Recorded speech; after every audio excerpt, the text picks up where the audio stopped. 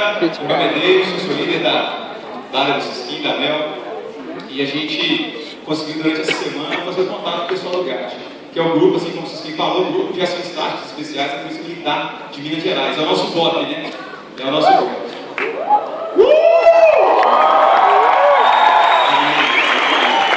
Eu vou passar o microfone aqui para o comandante Francis. Ele é comandante do Esquadrão de Bombas da Polícia Militar de Minas Gerais, e ele vai estar apresentando aqui o que ele trouxe hoje para a gente. Graças e a paz do Senhor Jesus. Amém. Motivo de muita alegria este convite que nos foi feito.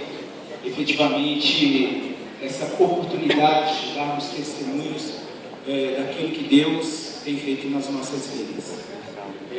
Sobretudo, nós encaramos a nossa atividade como sendo guardiões da população, da sociedade, guardiões de cada um dos senhores, das senhoras que estão aqui presentes, de cada um dos nossos irmãos. Gostaria de apresentar a minha equipe. Na verdade, nós trabalhamos na estrutura de comandos. Comandos, ele é uma origem britânica da Segunda Guerra Mundial, mais especificamente a partir de 1940, quando os britânicos criaram um grupo, hoje conhecido como Special Service, o SAS. Este grupo, então, ele era responsável por entrar nas linhas do inimigo e resgatar as pessoas. Eram grupos pequenos, bem treinados, altamente capacitados e com autonomia para cumprir suas missões. Esses homens passavam por um rigoroso treinamento e então eles realizavam essas atividades. Um exemplo clássico foi quando esses comandos, esse grupo de operações especiais pequeno, já no final da Segunda Guerra Mundial, ele entra num dos campos de concentração nazista e sobre a mesa de um daqueles líderes nazistas, conhecido como Totenkopf, que eram os crânios da morte, existia um crânio. E o símbolo máximo dos comandos era o punhal. Então esses comandos, eles entram, eles resgatam aquelas pessoas nos campos de concentração e cravam então o seu punhal sobre o crânio. E ali então simbolizava a vitória sobre a morte. E para nós, a vitória sobre a morte maior, a primeira operações especiais, foi Cristo, que venceu a morte e que nos resgata.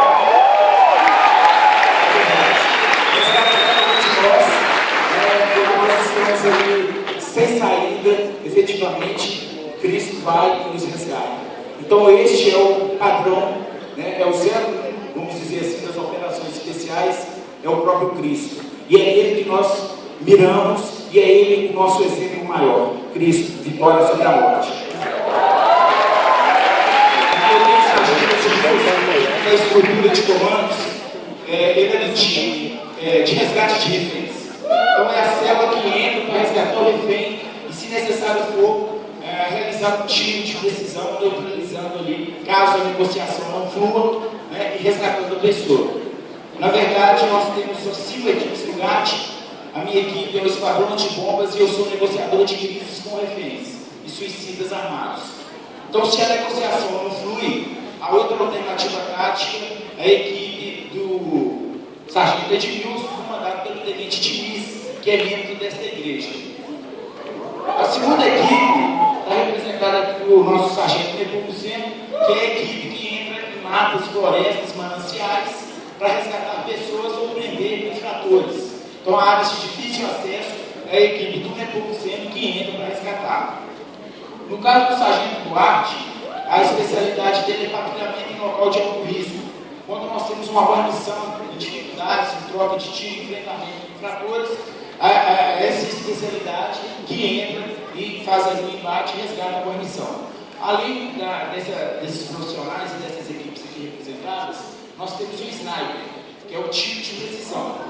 Então o sniper efetua o tiro de precisão quando, por exemplo, nós temos uma situação de um crime envolvendo passionalidade, que é realmente só misericórdia de Deus, né, nos utilizando como instrumento de convencimento para libertar o refém. Caso contrário, nós teríamos então que transitar para a alternativa tática, que seria então o uso do tiro de precisão. Então são esses homens, né, que que operam diuturnamente.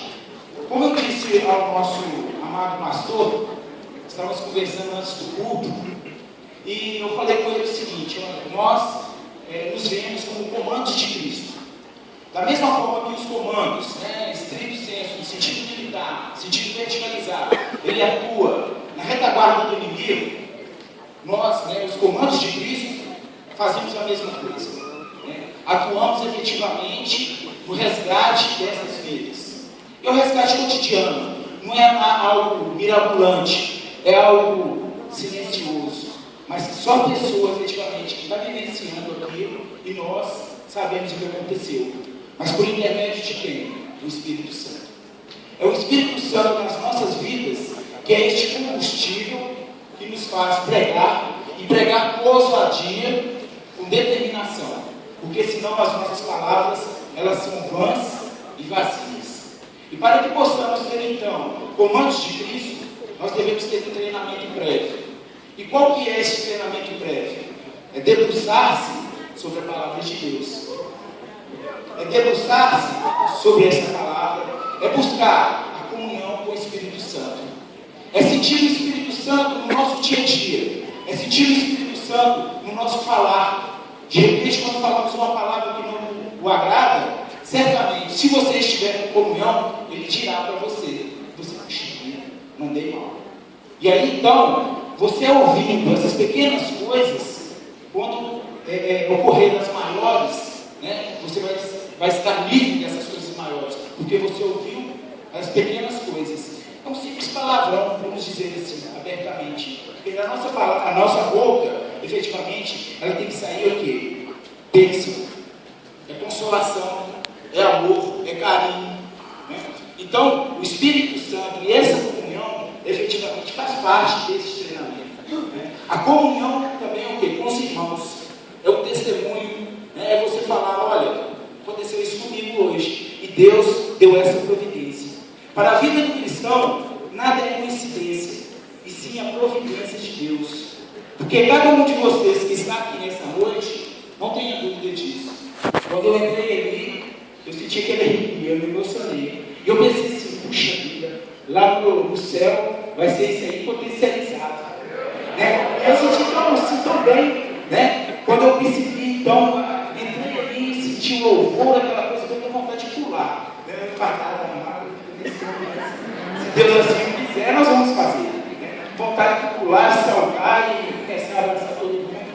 Eu acho que essa liberdade do Espírito Santo, ele é peculiar a cada um de nós.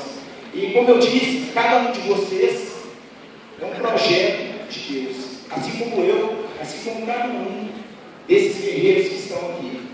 Nós somos projetos de Deus.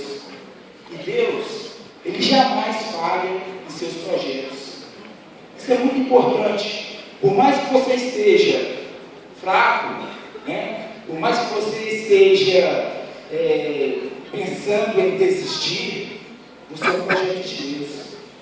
E Deus, efetivamente, através do seu Espírito Santo, através da comunhão com seus irmãos, através do seu pastor, através dos irmãos que estão na direção, vão estar ao seu lado, te fortalecendo.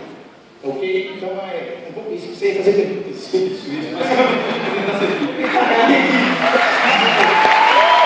cara animou.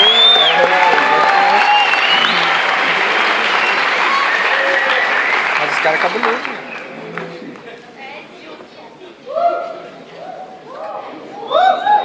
Então, como eu disse, o edifício é resgate de reféns, é a área de matos e florestas e a área de patrulhamento de risco. Então, esses são os comandos. Nós atuamos de maneira autônoma, dentro, lógico, de uma hierarquia, de uma disciplina, mas pronto para cumprir qualquer tipo de missão. Então, se tem um resgate de reféns, é uma equipe de 12 homens, porque é uma guarnição apenas, 12 homens. Ela pode estar, ela está para desativar bombas, resgatar reféns e resgatar suicidas. Essa seria a situação. Amém. A gente sabe que a sua rotina é pesada, a gente sabe que às vezes é só uma impressão mesmo, da população, inclusive. E eu queria saber, nessa loucura que está o mundo, a gente vê dezenas de homicídios nos finais de semana, né?